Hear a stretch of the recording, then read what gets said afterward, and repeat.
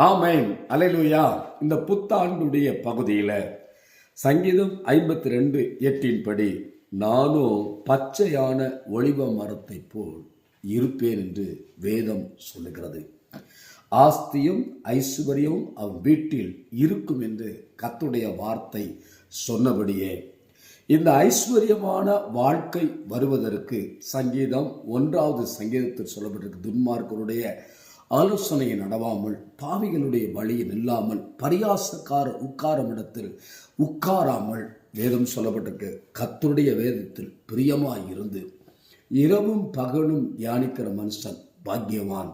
பச்சையான ஒலிவ மரத்தை போல் இருப்பதற்கு ஆண்டவருடைய நாமத்துக்கு மகிமையா நம்முடைய வாழ்க்கையில துன்மார்க்கருடைய ஆலோசனைக்கு, பாவிகளுடைய வழிக்கு, பரியாசக்கார உட்காரும் இடத்துக்கு விலகி கர்த்தருடைய வேதத்தில் பிரியமா இருப்போமானால் ஆண்டவர் நமக்கு கொடுக்கிற மகா பெரிய வாக்குத்தத்தம், அவன் நீர்க்கால்களில் ஓரமாய் நடப்பட்டு தன் காலத்தில் தன் கனியை தந்து இலையுதிராத மரத்தை போலிருப்பான், அவன் செய்வதெல்லாம் வாய்க்கும் என்று வேதம் சொல்லுகிறது.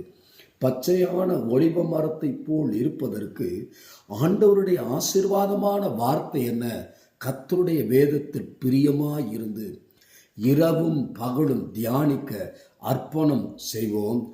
கர்த்தருடைய நாமத்துக்கு மகிமையாய் வேதத்தை நேசிக்கிறவர்களுக்கு சமாதானம் உண்டாகும்.